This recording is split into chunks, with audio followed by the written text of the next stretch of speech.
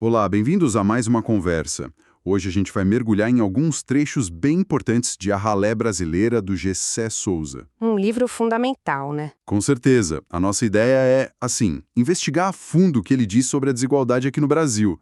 E ele argumenta que isso vai muito além da grana, né? Tem raízes sociais simbólicas bem profundas. Exato. A gente vai usar partes do livro mesmo, o original de 2009, e a missão é tentar entender o que ele quer dizer com essa tal de ralé, porque ele critica tanto outras ideias famosas sobre o Brasil, Uhum. e como as instituições no dia a dia acabam meio que perpetuando essa exclusão. Bom, vamos lá tentar desembrulhar isso? Vamos. E para começar, acho que o ponto central do Souza é esse. A desigualdade no Brasil não é, digamos, só um problema econômico. É fundamentalmente social. Social, como assim? Quer dizer, ela está ligada à forma como a sociedade produz as pessoas de um jeito diferente desde que nascem, sabe? Com ferramentas, com disposições diferentes para competir na vida. Entendi. Pré-condições diferentes. Isso! Ele até lembra uma frase do Célcio Furtado, muito boa. A doença grave do Brasil é social, não econômica. Isso já muda totalmente o foco, né? Leva a gente para questões bem mais enraizadas. E logo de cara ele já contesta uma ideia bem comum, o que ele chama de economicismo. Aquela visão meio simplista, talvez, Aham. de que todo mundo é um homo economicus super racional, focado só no próprio bolso e que todo mundo teria, assim, a mesma capacidade de se planejar, ter disciplina. Pois é. Só que isso ignora tanta coisa da vida real, né? Acaba fazendo a gente ver quem tá na margem só como um coitado, um azarado. Alguém que precisa só de uma ajudinha financeira e pronto. Exatamente. E o que eu acho fascinante na análise dele é como ele mostra que essa visão simplesmente ignora a produção social dessas coisas. Disciplina, autocontrole, saber esperar para ter algo melhor depois, pensar no futuro, nada disso nasce com a gente, né? Não. É construído socialmente, principalmente em casa, na família. E aí Souza diz que a grande ideologia que sustenta o mundo moderno é a da meritocracia. Ah, a famosa meritocracia. É, aquela crença de que hoje não tem mais barreira de nascimento, que o seu sucesso ou fracasso depende só do seu esforço, do seu mérito. Só que essa ideia, ele mostra, serve para quê? Para esconder as desigualdades gigantescas que existem desde o começo. Uhum. Então as próprias instituições que, na teoria, deveriam garantir a igualdade, acabam, na verdade, reforçando essa ideia de mérito. Poxa, isso é um ponto-chave dele, imagino. Sim. O mercado fala, te pago justo pelo teu trabalho. O Estado abre concurso para todo mundo. Parece tudo tão correto, né? Precisamente. É essa aparência de justiça baseada no mérito individual que, olha que paradoxo, sustenta a desigualdade real. O mercado recompensa certas habilidades, disciplina, pensar lá na frente como se fossem só suas, individuais, Certo. mas ignora que elas foram produzidas socialmente e distribuídas de forma bem desigual. E o Estado, com concurso, processo seletivo formal, acaba escolhendo quem? Quem já chega pronto. Quem já tem o capital cultural, as disposições certas. Exato, que foram adquiridas fora dali, normalmente na família. Essa crítica à superficialidade leva a gente direto para o conceito central dele, né? A ralé brasileira. Quem são essas pessoas exatamente? Não é só quem é pobre, pelo que eu entendi. Não, não mesmo. Vai muito além da renda.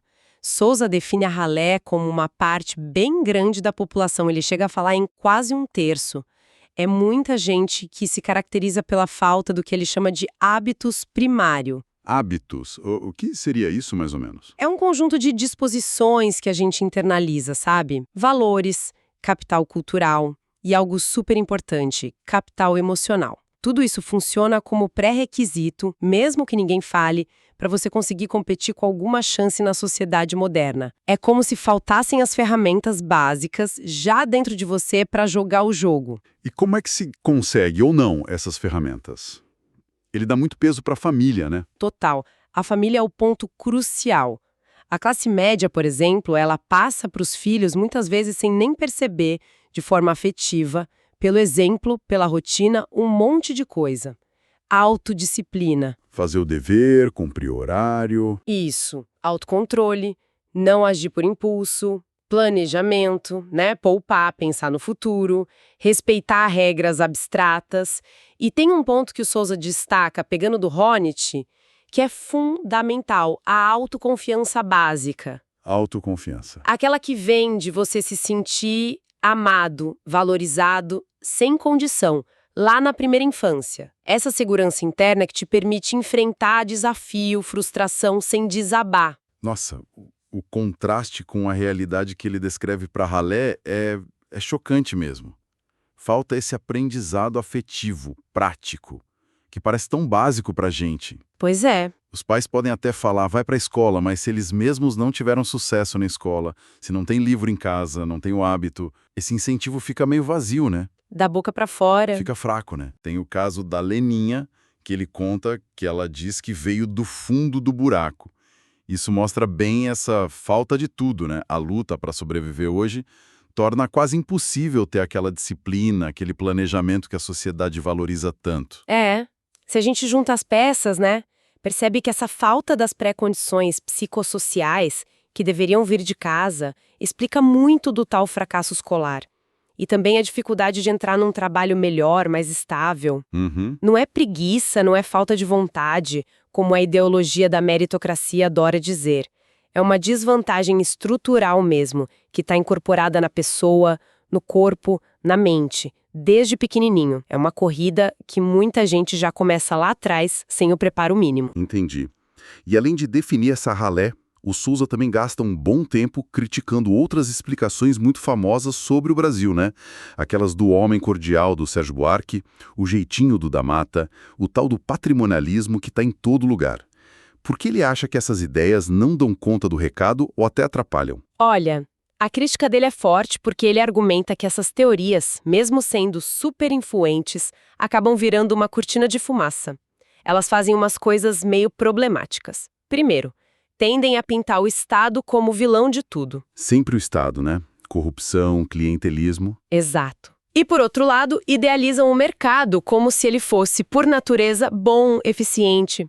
Isso é muito conveniente para tirar o foco do papel do próprio mercado na criação e manutenção da desigualdade. Faz sentido. Tira o foco de outro lugar. E qual seria o segundo problema que ele vê? O segundo ponto é que essas teorias acabam tirando a responsabilidade da sociedade, sabe? Especialmente das classes média e alta, pela desigualdade.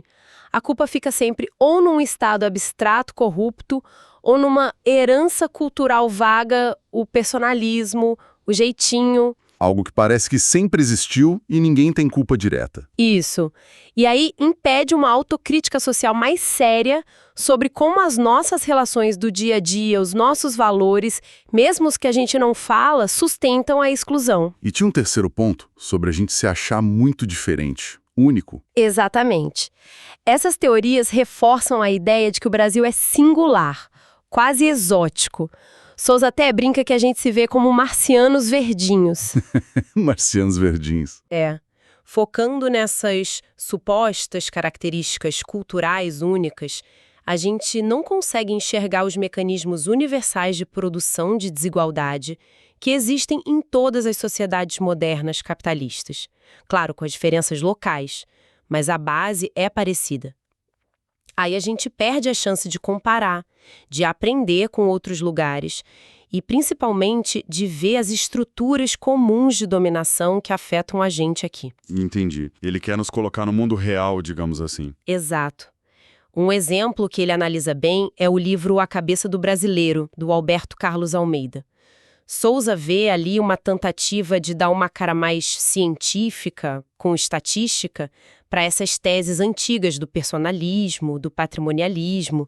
E para fazer isso, o livro pinta um quadro totalmente idealizado e real dos Estados Unidos como se fosse o paraíso da impessoalidade, do universalismo, ignora completamente a história de desigualdade racial, social, econômica lá. Vira um espelho todo torto só para confirmar os nossos supostos defeitos culturais. Nossa, essa crítica às instituições que parecem justas, mas não são, me leva para outro conceito dele que eu achei muito forte: a má-fé institucional. Como é que pode? Instituições que foram criadas, teoricamente, para dar direito, para igualar escola, saúde e justiça, acabam na prática fazendo o contrário, reproduzindo a exclusão. Esse ponto é central na análise dele. A má-fé institucional não quer dizer necessariamente que as pessoas lá dentro são más e têm um plano consciente para prejudicar. Não é uma conspiração. Não, é mais sobre como a instituição funciona estruturalmente. Ela opera segundo os consensos não ditos da sociedade. Ela acaba incorporando, mesmo que por baixo de uma capa de neutralidade, de universalidade, os preconceitos, as hierarquias, as expectativas desiguais que já existem na sociedade lá fora. Você pode dar uns exemplos de como isso rola na prática? Na educação, por exemplo. Claro, a escola pública. Todo mundo fala que é solução para a desigualdade, né? Mas na prática, ela funciona como um filtro. Ela exige e premia um tipo de comportamento, um tipo de conhecimento, aquele hábitos de novo, disciplina, gostar do saber abstrato, falar a norma culta. Coisas que muitos alunos da ralé não aprenderão em casa. Exatamente. E em vez de ajudar a compensar isso, muitas vezes a escola faz o quê? Pune esses alunos. Diz que são desinteressados, indisciplinados, que não têm capacidade. O caso do Anderson, que o Souza conta, é muito triste. O menino acredita que a culpa do fracasso é só dele. Eu tenho a cabeça muito ruim. Ele absorve a violência simbólica da escola. Nossa. Souza até menciona que professores, às vezes, vindo da pequena burguesia, podem ter um ressentimento de classe contra esses alunos, o que dificulta mais ainda a relação ali na sala de aula. Que complicado. E na saúde? O SUS tem aquele ideal bonito de ser para todo mundo, mas como essa má-fé aparece ali? Mesmo com o princípio da universalidade, a prática no SUS muitas vezes mostra divisão social. O jeito de tratar, a atenção que dão, o respeito pela dignidade da pessoa. Tudo isso pode mudar muito dependendo da classe social que eles acham que o paciente tem. Histórias como a da Aline, que viu um médico humilhando um paciente e a esposa aos berros no hospital público. Pesado. Ou aquelas histórias de espera que não acaba mais, de descaso. Elas mostram como a ralé, muitas vezes, não é vista nem tratada como um cidadã de plenos direitos, mesmo dentro de um serviço que deveria ser universal. E a própria tensão, o conflito entre os diferentes profissionais de saúde dentro do hospital também reflete essas divisões sociais maiores. E na justiça? O padrão continua. Infelizmente, sim. O sistema de justiça criminal tende a focar muito mais nos crimes que são associados às classes baixas, né? Pequeno furto, tráfico de varejo. O chamado crime de pobre. Enquanto isso, crime de colarinho branco ou danos sociais gigantescos causados por gente da elite econômica, tipo especulação financeira sem responsabilidade, muitas vezes nem viram crime ou são tratados com uma leveza impressionante.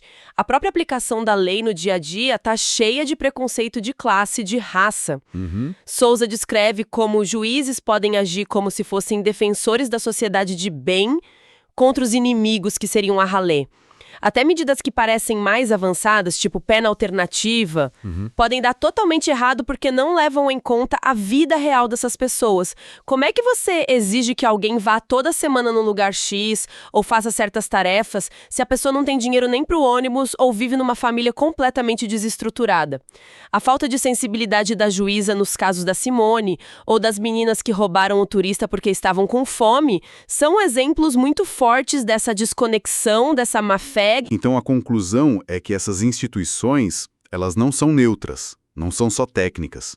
Elas estão totalmente mergulhadas na lógica social que cria e marginaliza a ralé.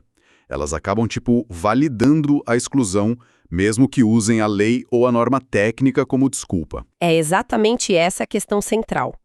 Elas funcionam como peças importantes para reproduzir a desigualdade, dando uma cara de coisa legítima, de processo justo, quando na verdade estão agindo com base em ideias e valores que já excluem desde o início. E essa exclusão não é só por causa da classe social.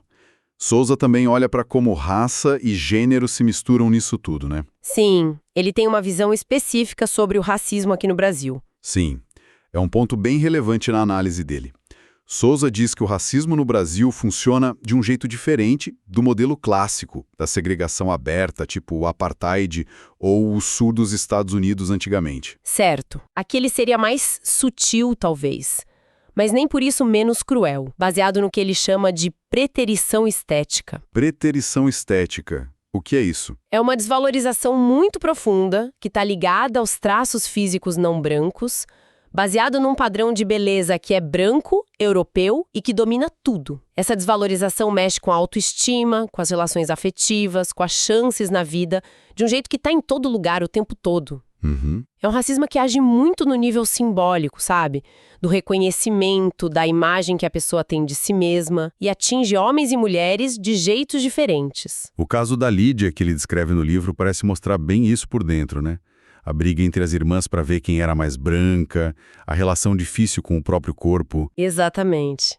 A história da Lídia é muito dolorosa porque mostra os efeitos disso dentro da pessoa.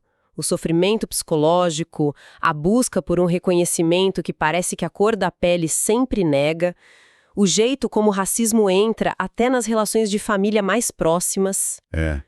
Souza também critica aquela ideia meio ingênua de que a hipersexualização dos corpos negros, principalmente das mulheres, seria tipo uma vantagem, uma compensação. Ele diz que isso, na verdade, é só mais um jeito de tratar como objeto, de desumanizar, nega o reconhecimento da pessoa inteira. Entendi. E como a questão do gênero entra aí, na vida das mulheres da ralé? A situação delas parece ainda pior. A vulnerabilidade delas é muito maior, sim. A gente vê exploração no trabalho doméstico, muitas vezes em condições que lembram a escravidão, como no caso da Leninha.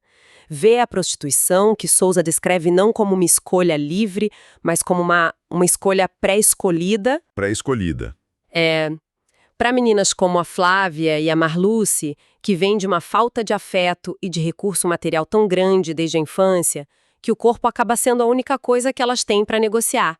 A gente vê também a luta desesperada por reconhecimento afetivo em lugares como o funk, onde essa hipersexualização acontece junto com a desvalorização e o risco constante de violência. Nossa. Para muitas dessas mulheres, o corpo é um único capital, mas é um capital super vulnerável, que está o tempo todo sujeito a estigma, a exploração, a violência física e simbólica. Fazendo um balanço, então, dessa nossa exploração aqui dos trechos de A Ralé Brasileira, a tese principal do Souza é que essa ralé não é um acidente, não é um grupo que sobrou.